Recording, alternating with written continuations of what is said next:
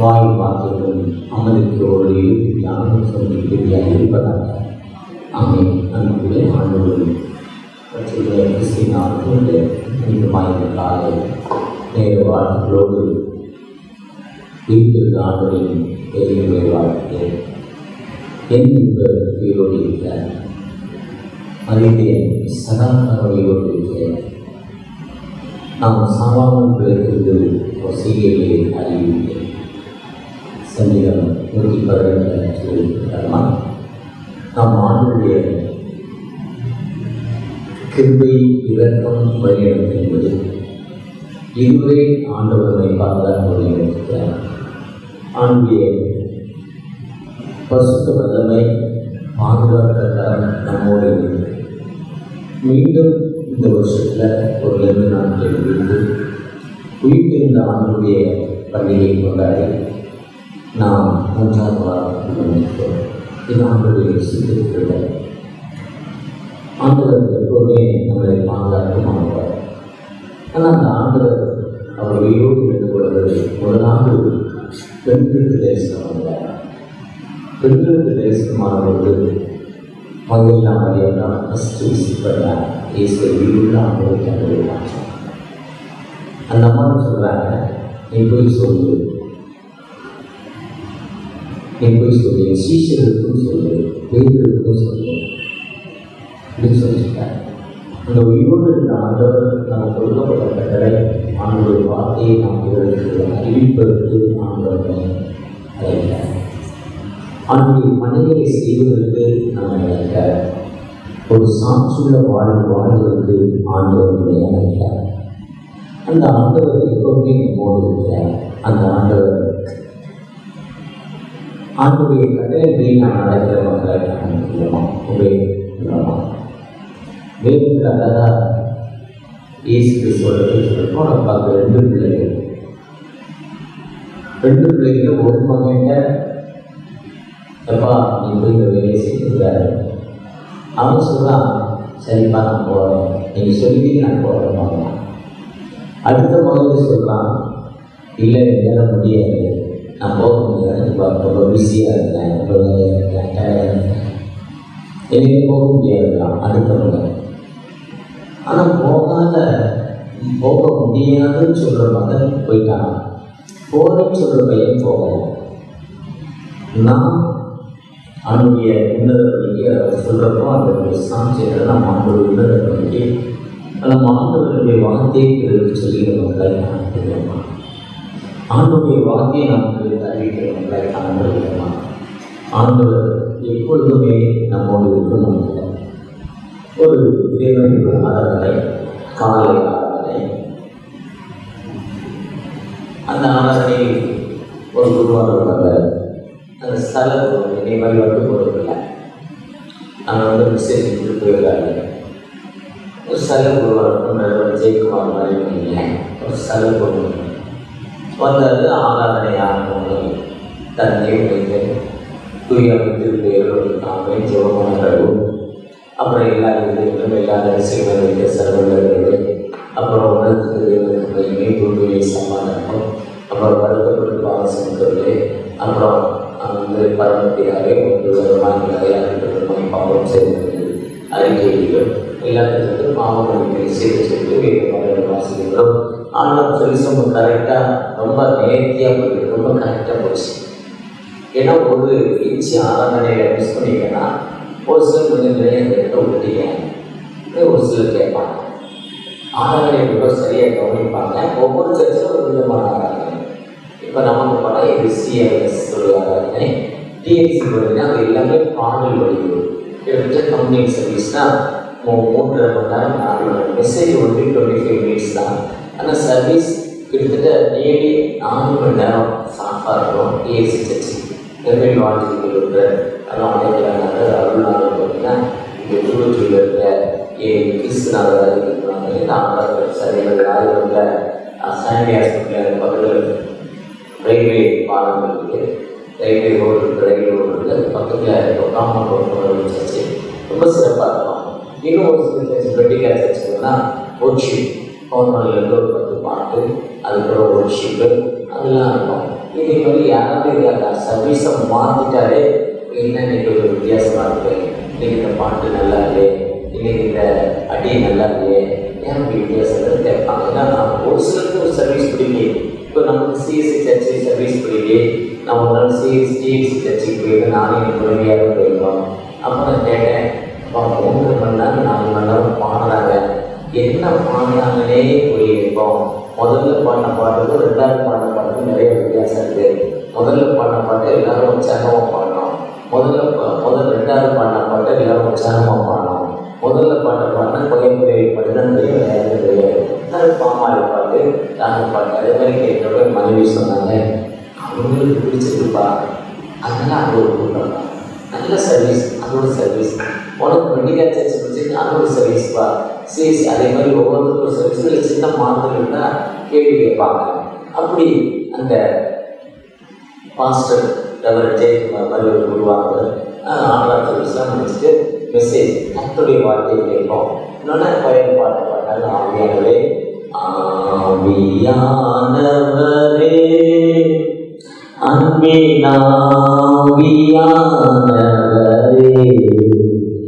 இப்போ வாரும் இறங்கி வாரும் எங்கள் மத்தியே,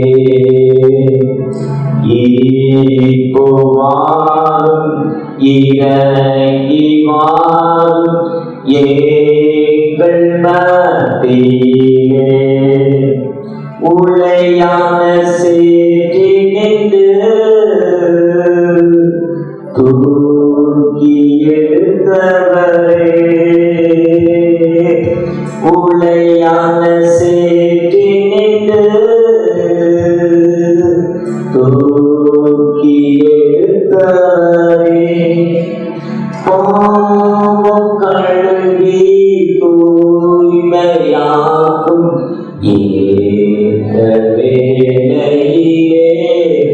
அப்படி சிறப்பாக பாடினார். அவருக்கு இப்போ நான் பாடுறப்போ ஆவியானவர் இறங்க மாதிரி தெரியல. அவர் பாடுறப்போ நல்ல விஷயம், நல்ல ஆவியானவர் மக்கள்லாம் கையை சேர்த்து ரொம்ப சந்தோஷமாக பாடினாங்க. முடிஞ்ச உடனே செய்தி நேரம் அவரோட சேவிங் செட் எடுத்தார். சேவிங் செட் அப்பா இருந்தார், நினச்சாரு, ஓட்டாரு, தேய்ச்சாரு, அந்த நல்லா ட்ரீட் பண்ணாரு. தாடிலாம் ட்ரீட் பண்ணி, மீசையெல்லாம் ட்ரீட் பண்ணி, அவெல்லாம் கட் பண்ணி எல்லாம் ஒரு 20-30 நிமிஷம். இப்போ எனக்கு ட்ரீட் பண்ணுறதுக்கு கிட்ட ஒரு 30-40 செகண்ட் நான் 1 நேரம் தான். எனக்கு என் லைஃப் அப்படி ஆகிப்போச்சு. அவரு நல்லா போட்டு after shaving, before shaving, after ஷேவிங்லாம் போட்டு பவுடர்லாம் போட்டு ட்ரீட் பண்ணி 38 நிமிஷம் சரியாக போகுது. முடிச்சுட்டா பிதாகுமார் பரிசுத்தாவிகளோடு இருப்பார் ஜோம் பண்ணி முடிச்சிட்டாரு. அடுத்து காணிக்கை பாட்டு எல்லாம் முடிச்சுட்டு போயார்.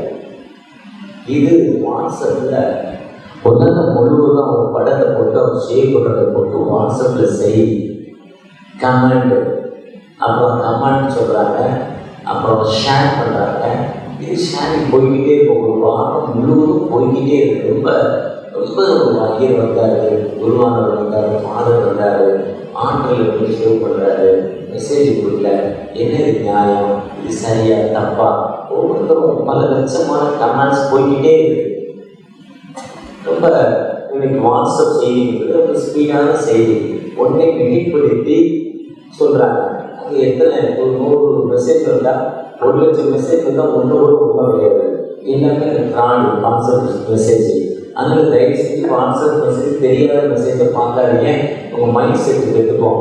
நம்மளும் ஏதாவது எழுதிப்போம், அவருக்கு நேரம் போல் எழுதுறாங்க, நம்ம வேலையை நம்ம பார்ப்போம். நல்லா வாட்ஸ்அப் பண்ணி எப்படி நாளாகிட்டு டைம் இல்லை, யார் என்ன மெசேஜ் போடுறாங்க, வேணா எனக்கு ஃபோன் பண்ணி சொல்லுறேன். அதே மாதிரி அவர் வாட்ஸ்அப் மெசேஜ் போடுறாங்க. ஒன்று சனிக்கிழமை வரையும் காணிச்சி எடுத்துட்டாங்க. அவர் ஒன்றும் பண்ணிக்கல. அவர் போனார், வந்தார், சாப்பிட்டாரு, தூங்குனாரு, அடுத்த சர்வீஸ் நடத்துறாரு, சிவப்பு நடத்துறாரு, ஆரோக்கியத்துக்கு நடத்துறாரு, டென்த்துக்கு போனார், பிறந்தநாளுக்கு போனார். ஒருத்தருக்கும் ஒன்றும் பதில் சொல்லலை. பார்க்கறவங்களாம் கேட்குறாங்க, ஒருத்தருக்கும் ஒன்றும் பதில் சொல்ல. அவருடைய பிஷப் கூப்பிட்டு என்னம்மா இது இப்படி பண்ணியாமே, பிஷப் ஒரு லெட்டர் அனுப்பிட்டாரு, ஏரியா சேர்மன் லெட்டர் அனுப்பிட்டாரு, ஃப்ரெண்ட்ஸ் எல்லாம் லெட்டர் அனுப்பிட்டாங்க. எதுக்குமே அவர் சொல்லலை. முடிஞ்சு அடுத்த வாரம் சண்டே சர்வீஸ் வந்துச்சு. போன வாரம் நீங்களாம் போட்டீங்க, என்னென்ன செய்தி போட்டீங்கன்னு எனக்கு எல்லாரும் தெரியும். அந்த சபைக்கு என்ன செய்தி போட்டாங்க, அவங்க என்ன செய்யப்பட்டாங்க, எல்லா செய்தியும் நான் செய்யலை என்று. ஆனால் நான் இந்த ஷேர் பண்ணதை போட்டியே அதுக்கு முந்தின வாரம் நான் சொன்னேன், இயேசு சொன்னாரு, நீங்கள் புறப்பட்டு போய் சகல ஜாதியும் சீஷராக்கி விகாரமான பரிசுத்தவான் ஞானஸ்தானங்கள் அன்றியும் மனங்களும் மாமணிப்பு மேசை தொடங்கி சகல தேசத்தாருக்கு அறிவிக்கப்பட வேண்டும். இதான் என்னை அனுப்பியது போல நான் உங்களை அனுப்புகிறேன். காணாமல் போன இஸ்ரேல் வீட்டாருக்கு அனுப்புகிறேன். நீங்கள் போய் விசுவாசிகளை திறக்கிறீங்க, சகல வியாதிகளை நீக்குவீங்க, இலவசமாய் பெற்றீர்கள், இலவசமாய் கொடுங்கன்னு சொன்னேனே. யாராவது நான் வில்லேஜ் மினிஸ்ட்ரி சண்டே ஈவினிங் இதெல்லாம் சொல்லி சண்டே ஈவினிங் வில்லேஜ் மினிஸ்ட்ரின்னு சொன்னேனே, எத்தனை பேர் வந்தீங்க? அதை யாராவது கமெண்ட் போட்டீங்களா? ஆண்டுடைய கட்டளையே என்னது? நீங்கள் பொங்கல் யாரையும் செஞ்சீங்கோ, நான் உங்களை அனுப்புகிறேன். யாரெல்லாம் வேதனையோடு மருத்துவமனையில் ஒரு கூட்டம், ஆள் இல்லாமல் யாருமே இல்லாமல் அனாதையா மருத்துவமனையிலிருந்து அனுப்பின பிறகு அந்த ஸ்டான்லி ஹாஸ்பிட்டல் முன்னால் ஒரு கூட்டம் படுத்திருக்கு, ஜிஹெச் போனால் ஜிஹெச் முன்னால் ஒரு கூட்டம் படுத்திருக்கு, கைவிடப்பட்ட நிலையில் ஒரு கூட்டம் படுத்திருக்கு. அந்த கூட்டத்துக்கு பார்த்து ஒரு 2 இட்லி வாங்கி கொடுத்து ஆண்டோடைய வார்த்தையை சொன்னியா? இன்னைக்கு ஜெயிலில் கணவன் மனைவி பிள்ளைகளை விட்டு ஜெயிலில் ஒரு கூட்டம் அவசரப்பட்டு கொண்டிருக்கு. இல்லை ஒரு வாலிப கூட்டம் இன்னைக்கு கஞ்சாவோ இல்லை அபினோ பிராத்தலோ இப்படிப்பட்ட செய்கை வாலிப பிள்ளைகள் அழிந்து கொண்டிருக்காங்க. அந்த மக்களுக்கு காசு சொல்ல போனியா? அந்த வாலிப பிள்ளைகளை கண்டுபிடித்து உன்னால முடிந்தவரை கவுன்சிலிங், இவன் கஞ்சா அடிச்சான், இவன் நிலைமை எப்படி, அவன் குடும்பம் எப்படி போச்சுப்பா, வீணா போச்சு, இவன் குடிச்சான், அவன் லிவர் கெட்டு நீங்க ஹாஸ்பிட்டல் இருக்கிறான், பாருங்க மனைவி பாரு, அனாதையா வீட்டு வேலை செஞ்சு ஹவுஸ் கீப்பிங் வேலை பார்த்து இல்லைங்க அந்த பிள்ளைகளை காப்பாதா, எவ்வளவு கஷ்டம், எவ்வளவு வேதனை, அவன் குடிச்சதால இவன் தப்பு ஜூது விளையாண்டான், ரேஸ் விளையாண்டான், அவங்க அப்பா சம்பாதிச்ச சொத்துக்கள் எல்லாம் விட்டுட்டு ரோட்ல நிற்கிறான், நீ செய்யலாமான்னு 10 சாட்சி சொல்லி 10 பேருக்கு கவுன்சிலிங் கொடுத்தா அதில் ஒருத்தர் ரட்சிக்கப்படுவாங்க. நீ அந்த வேலையை செஞ்சியா? நான் உன்னை கூப்பிட்டேன் ஊழியத்துக்கு, ஆண்டோடைய ஊழியத்துக்கு நீ வந்தியா? நீ வரலையே. அந்த செய்தியை யாராவது போட்டீங்களாப்பா? நல்ல செய்தியை யாராவது வாட்ஸ்அப்ல போட்டீங்களா? இந்த செய்தியை மட்டும் போடுறீங்களே. அன்னைக்கு மெசேஜில் பிரிச்சு இருக்கிறது யாரெல்லாம் தப்பா இருந்தாலும் அந்த ஆள் தலையை கீழே போட்ட தலையை நம்மளோட மேலே கூப்பிடவே இல்லை. இன்னைக்கு நமக்கு தலைப்பே கமிஷனிங் பை தி ரிசல்ட். உயிர்த்தெழுந்த ஆண்டுடைய ஆணை, உயிர்த்தெழுந்த ஆண்டுடைய ஆணை, கமிஷனிங் பை தி ரிசல்ட்.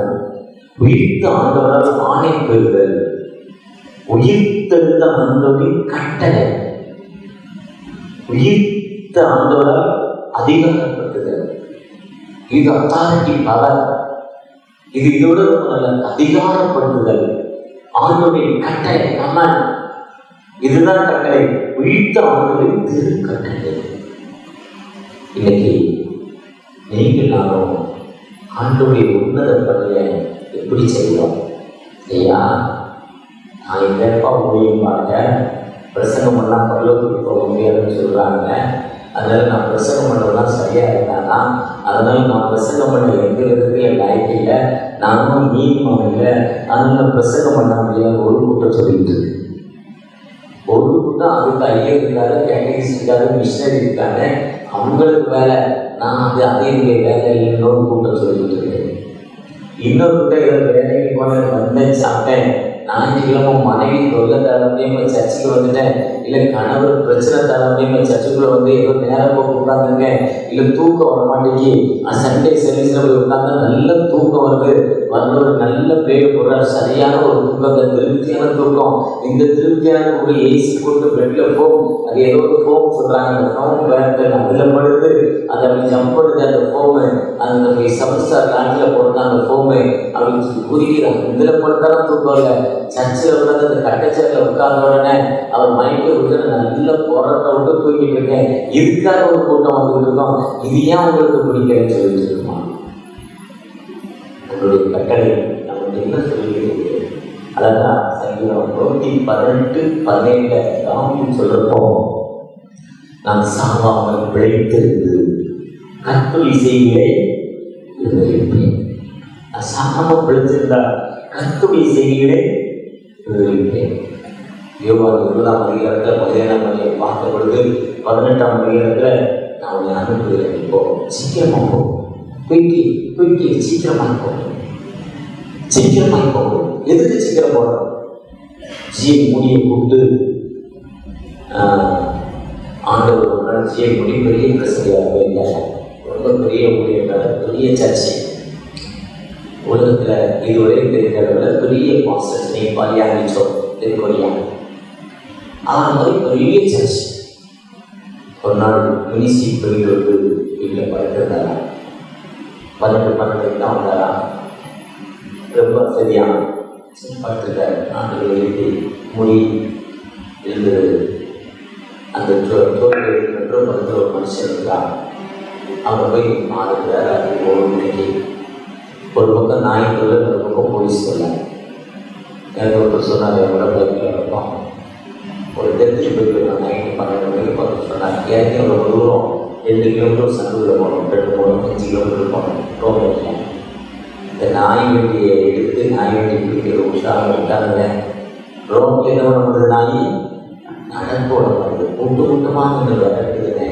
நாய் விரட்டு தான் பேய் விரட்டுதான்னு எனக்கு தெரியல, நான் சொல்கிறேன். அது உண்மைதான் இல்லை. அடுத்தது என்ன, காவல்துறை ப்ளூ லைட்டு சோப்பு லைட்டு வா, அவங்களுக்கு தூக்கம் வராமல் இருக்கணும். நைட் ரோட்ஸு தூங்கக்கூடாது. அவங்க மேலதிகாரி கூப்பிட்டு தூங்கிட்டு அந்த அம்மா கொடுத்துருவாங்க. தூங்காமல் இருக்கணும். யாரையாவது பிடிச்சி போட்டு பிரேக் போடணும், நேரம் போடணும்ல. இப்படி தொல்லை, இந்த தொல்லைலாம் இருக்குங்க. காலை எப்படி சொல்கிறாங்க, 5 மணிக்கு போயிடுறாங்க, 4 மணிக்கு எடுத்துருப்பேன், 4 மணிக்கு எடுத்து உடனே போய் சொல்லிடுறாங்க. ப்ரஷ் மட்டும் பண்ணி முடியலை. இல்லைப்பா இப்போ போய் சொல்லு, நீ இப்போ போய் சொல்லு. காலையில் வாங்கி போன்னு சொல்லிடுறாங்க. பார்த்துட்டு எதிர்க்க முடியும். காலையில் அதே மாதிரி அவர் எழுதி போனால் அவங்க ஒரு மனிதர் மறித்து படுத்திருக்கேன், மறித்துக்கிட்டேன், உணவு இல்லை, வீட்டில் கஷ்டம் குறையணும். அந்த காஸ்பில் 1:30 மணிக்கு போய்ட்டு ஒரு உயிர் காப்பாற்றப்பட்டுருக்கோம். ஒருவேளை காப்பாற்றப்பட்டு அதுக்கப்புறம் படித்தா பல்லவ வாழ்க்கைக்கு கடந்து இருப்பான். இதுதான் கஷ்டம். இதுதான் சுவிசேஷ பணி. சுவிசேஷ பணி என்பது ஆண்டவர் நமக்கு கொடுக்கப்பட்ட கட்டளை. அதுதான் சொல்றாங்க, உலகிற்கு போய் சர்வ சிருஷ்டிக்கும் சுவிசேஷம், சர்வ சிருஷ்டிக்கும். மாட்டு 16 சொல்றாங்க, நீங்கள் புறப்பட்டு சகல ஜாதம் சீசனாக்குங்க, பிதாகுமான பரிசுத்தாவியால் ஞானஸ்தானம் கொடுங்கள்.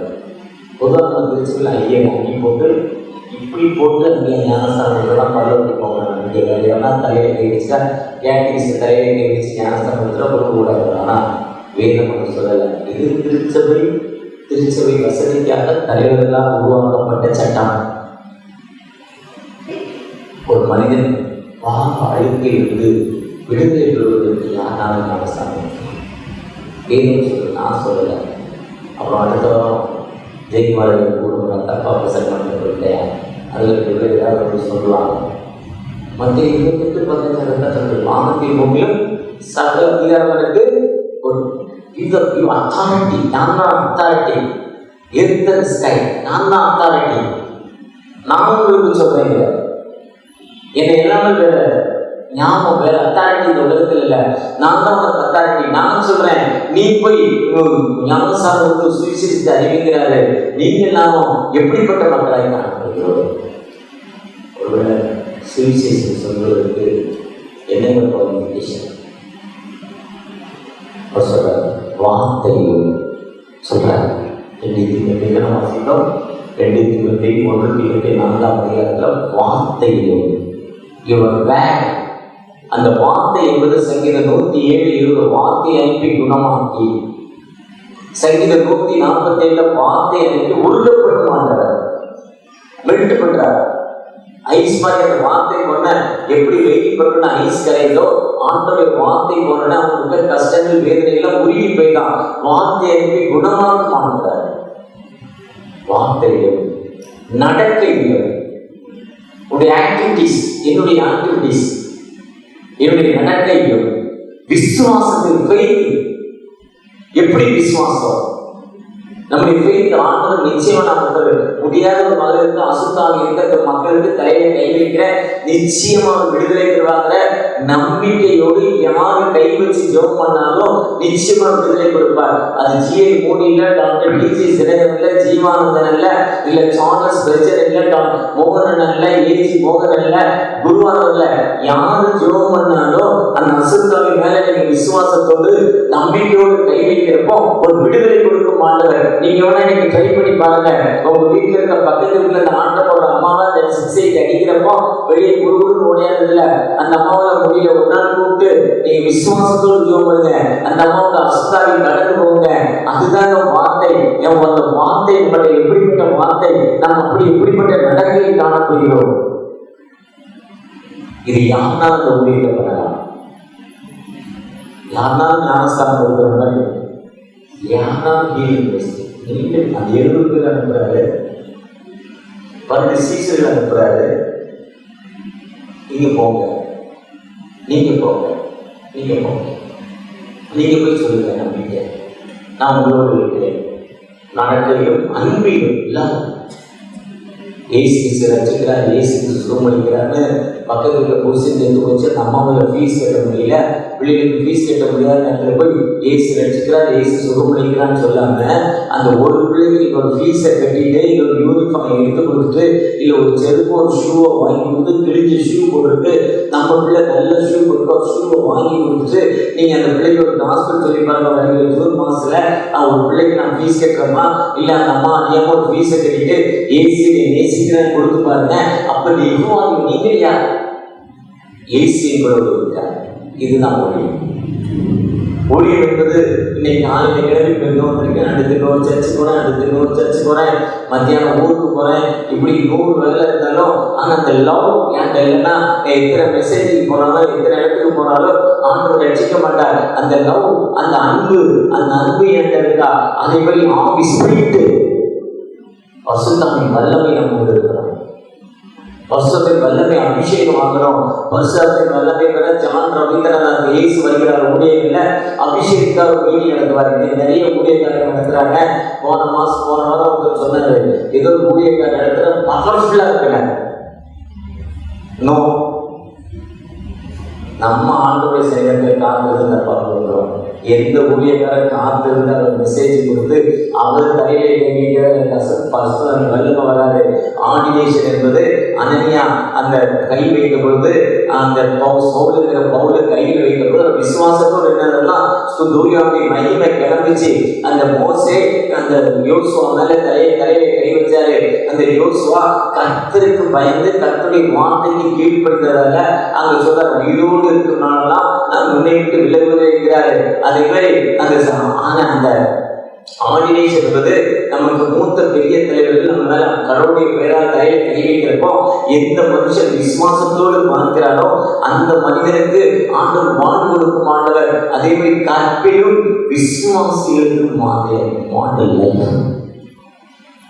கிறிஸ்தவே என்பது அப்போஸ்தலர் 11:24 அவர்கள் நல்லவர்கள் பசுத்தாவின் வல்லமையினாலும் விசுவாசத்தினாலும் நிறைந்திருக்காரு.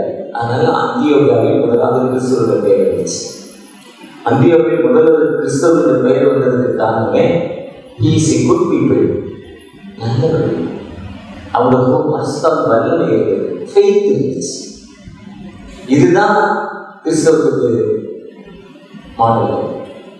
இதுக்கு ஒரு டைசிஸ்ல பிஷப்பை பார்த்து ஒரு ஆர்டினேஷன் ஆகணும்னு அவசியம் இல்லை, ஒரு மிஷனரியாக போகணும்னு அவசியம் இல்லை.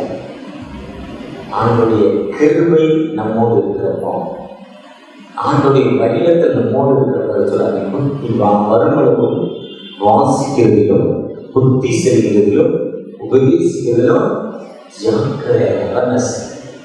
எப்படிப்பட்ட ஜாக்கிரதைனா, டிரான்ஸ்ஃபார்ம் பக்கத்தில் உடனே எலும்பு போட்டு வச்சுருக்காங்க, 2 எலும்பு போட்டு மண்டை போட்டு வச்சுருக்காங்க. அது தொட்டால் என்ன இருக்கும்? எலும்பாயிருக்கும், மண்டை இருக்கும். அதே இதுதான் பைபிள். அதெல்லாம் அந்த அவேர்னஸ் ஜாக்கிரதை. ஏதோ நம்ம நாடு அதில் இன்னொரு பைபிள் வாசிக்கிறோம், வேலைக்கு போகிறப்போ பைபிள் வாசிக்கிறோம், அந்த டைம் ஏதோ கல்யாணி போகிறப்போ பைபிள் வாசிக்கிறோம், இதுக்கு போனால் பைபிள் வாசிக்கிறோம். நிறைய பேர் செய்கிற வேலை நிறைய பேர் 100%. ஆனால் ஜாக்கிரதையா அந்த வார்த்தை என்ன சொல்லுது, அந்த வார்த்தை நமக்கு எப்படிப்பட்ட வார்த்தை. நான் அவர் வரப்போறாரு, அவங்க அம்மாயி நான் வரப்போறேன், நீ வாசிக்கிறப்போ அந்த வார்த்தை உன்னோடு இடைபெறுகிறது. கர்த்தருடைய வார்த்தை இருபுறமும் கருப்புள்ள கட்டை, எந்த மூனையும் ஆவியும் பிரிக்கிற வார்த்தை. அந்த வார்த்தை வெறுமையாக நான் என்ன நோக்கத்தோடு அனுப்புறனோ அந்த மந்திரவாதி அனுப்புற அசுத்தாவி அவன் அனுப்புனா போகும், மொத்தம் அடிக்க போகும். அவனுடைய ஹோலி ஸ்பிரிட் இருக்கும், அது திரும்பி ஒன்றும் செய்ய முடியாது, ஃபெயிலியர் ஆகிடும். ஆனால் நம்மோடு இருக்க ஹோலி ஸ்பிரிட் அசுத்தாவி வெறுமையாக வராது. அந்த வார்த்தை வெறுமையாக வராது. அந்த வார்த்தை நம்மோடு வேலை செய்கிற வார்த்தை. அதெல்லாம் ஆண்டவர் வரப்போது ஆண்டவற்றை வாசிக்கிறப்போ அந்த புத்தி சொல்லுகிறது.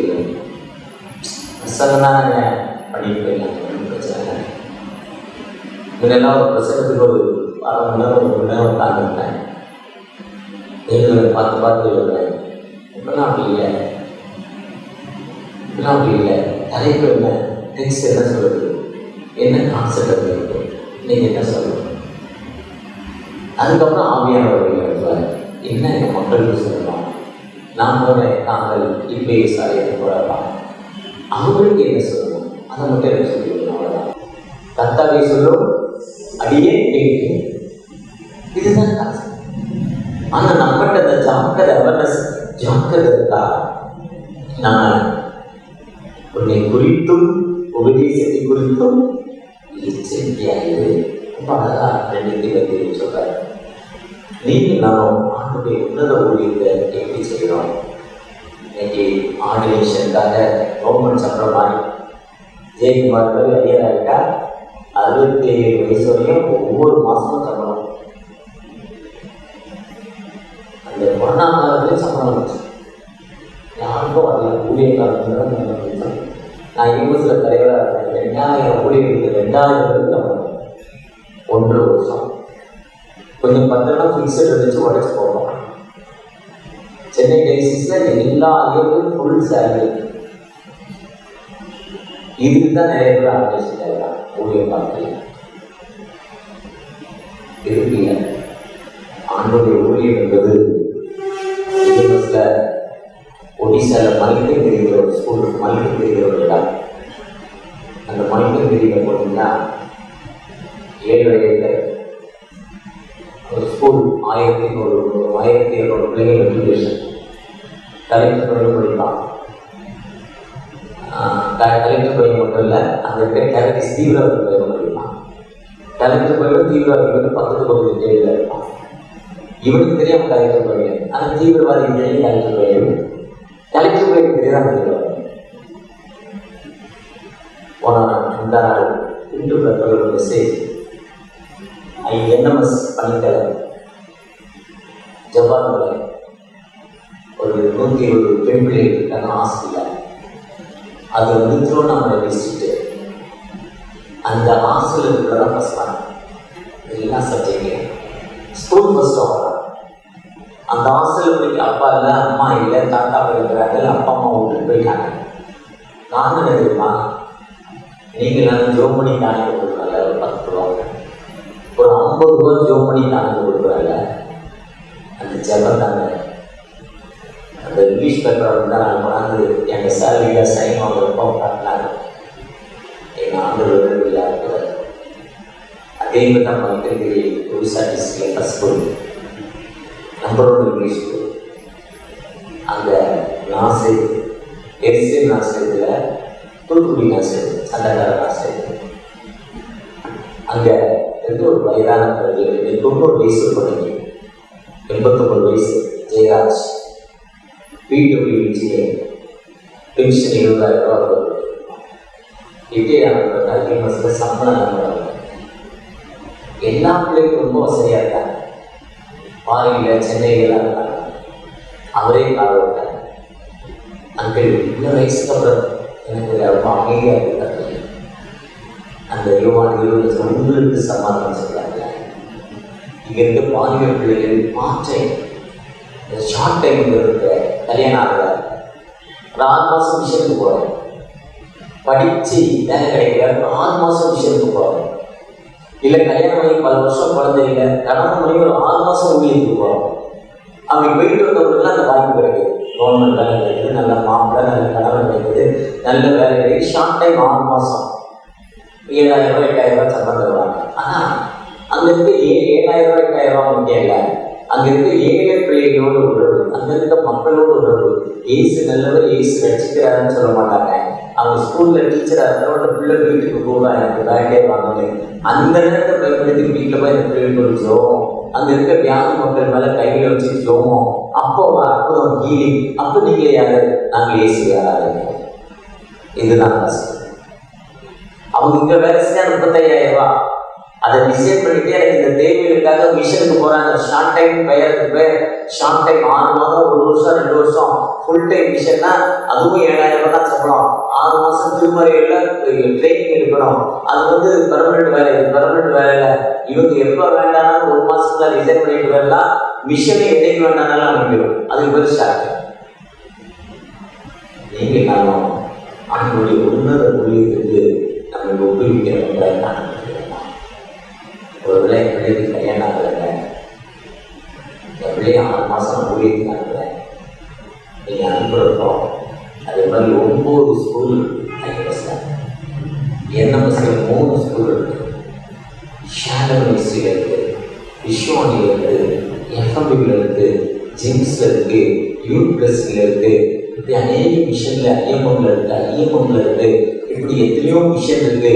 இல்லை ஒரு நான் டைம் இருக்கிறப்போ ஸ்லம் ஏரியாவில் போய் மக்களை இயேசு அறியாத மக்களுக்கு நான் டிரான்ஸ்போர்ட் சொல்கிறேங்க. 2 பேர் 3 பேர் இல்லை 4 பேர் 5 பேர் சேர்த்து நாங்கள் ஜெபம் பண்ணுறேங்க. அந்த மிஷன் ஊழியத்துக்கு நம்ம ஒப்பு கொடுக்கிற மக்களை காணப்படுகிறோம். இதுதான் அவங்களுடைய தன்மை.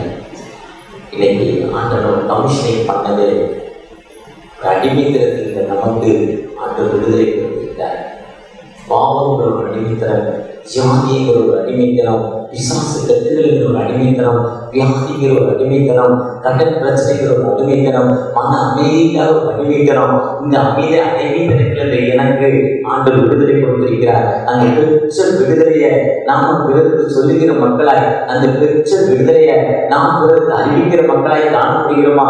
அப்படி அறிவிக்கிறப்போ நிச்சயமாகவே நம்முடைய வாழ்க்கையில் ஒரு முன்னேற்றமான வாழ்வை ஆண்டவர் கொடுப்பார். அந்த ஆண்டவர் நம்மோடு இருப்பார். ஒரு விஷயம் கூட ஆண்டவரோடு பார்க்கமா, தகப்பன எங்களோடு பேசுறீங்க, இந்த சத்தத்துக்கு நாங்கள் ஒப்பு கொடுத்த எங்களுக்கு பேசுறீங்க. ஆம் தகப்பன, ஒரு விஷயம் கூட எங்களோடு பேசுறீங்க. உங்களுடைய திருவிழாக ஆரம்பிக்கிறப்பா, எனக்கு இந்த கடன் பிரச்சனை இருக்குப்பா, என் மகளை பற்றி சிந்தனை இருக்குப்பா, நான் ரிட்டையர்ட் ஆகிட்டேன், டென்ஷன் வருது, என் மகளுக்கு ஒரு செட்டில்மெண்ட் முடிச்சுட்டா நான் ஒரு 6 மாதம் உங்களுடைய உன்னத ஊழியத்துக்கு ஏதாவது விஷயம் மூலம் செய்யறப்பா. இல்லை திருச்சபையில் உட்காந்து கவுன்சிலிங் கொடுக்குற அநேக மக்களுக்கு அவர்களுடைய நாமத்தை பயன்படுத்த ஒரு சகோதரர் ஜெபித்து கொண்டிருக்காங்க. ஜெபிக்கிற அந்த அன்பு சகோதரர்களுக்கு ஒரு விடுதலைப்பா. என் நாமத்தில் அந்த இடையிலே நீங்கள் அவர்களை பொறுப்பேற்று சொல்லிட்டீங்க. நானே வாசல் சொல்லிங்க, எனக்கு கேட்டு சொல்லிட்டீங்க. ஒருவர் தட்டக்கிறவன் கேட்கிறானோ தட்டுறப்போ நிச்சயமா நீ விடுதலை கொடுக்கிறது தகப்பனவா. ஒரு விஷயங்களுடைய கதவுகளை தட்டி கொண்டிருக்காங்க அந்த சகோதரனுக்கு தகப்பனே. ஒரு சகோதரி திருமணமாகி பல ஆண்டுகள் மன உளைச்சல்ல, மன அமைதி இல்லாத கண்ணீரான வாழ்வில் இருக்காங்க. அந்த சகோதரிக்கு தகப்பனே ஒரு விடுதலை கொடுங்கப்பா. மன அமைதி இல்லாத நிலைமையில, கணவருக்கும் அவருக்கும் பிள்ளைகளுக்கும் அந்த அம்மாவுக்கும் ஒரு அமைதி இல்லாத நிலைமையில வேதனையோடு கண்ணீரோடு இருக்கிற அந்த அன்பு மகளுக்கு ஒரு விடுதலை தகப்பனே. என்னுடைய வேலை எனக்கு சரியான பதவி உயர்வு இல்லை, எனக்கு நான் கிறிஸ்தவன் என்ற டெசர்ட்ல பெயர் மாத்தினதால எனக்கு பதவி உயர்வு இல்லை. ஏக்கத்தோடு கண்ணீரோடு ஜெபிக்கிற அன்பு பிள்ளைகளுக்காக பல வருஷமா என் மகன் நீட் எழுதி கொண்டிருக்காங்க. எப்படியாவது MBBS கிடைக்காதா?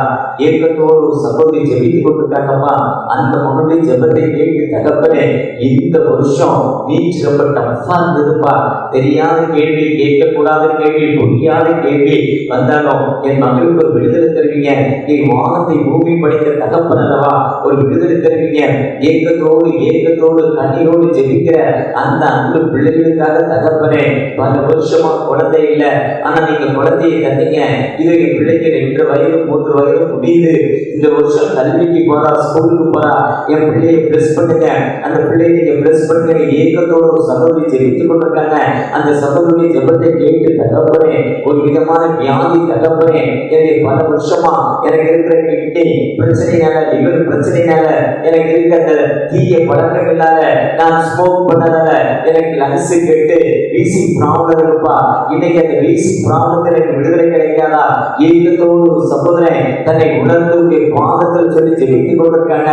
ஒரு விசை கூட 100 நாட்கள் முடியும், நான் இன்று முழுவதை ஆசீர்வதிப்பேன், இஸ்ரவேலை ஆசீர்வதிப்பேன் என்று பெரிய சொன்னீங்களப்பா. ஒரு விசை கூட மனவரங்கி அந்த சகோதரனை ஜெபத்தை கேட்டு ஒரு விடுதலை கொடுக்க போற தயவுக்காக கூட நன்றி தகப்பனே. நீ வானத்தை பூமி படைத்த தகப்பன் அல்லவா, சர்வ தகப்பன் அல்லவா. ஒரு விசை கூட மனவரங்கி கிறிஸ் பண்ணுற ஒவ்வொரு பிரசன்ன இருக்கட்டும். இப்ப இயேசுவின் ஜெபத்திலும் அன்பின் தகப்பனே, ஆமென்.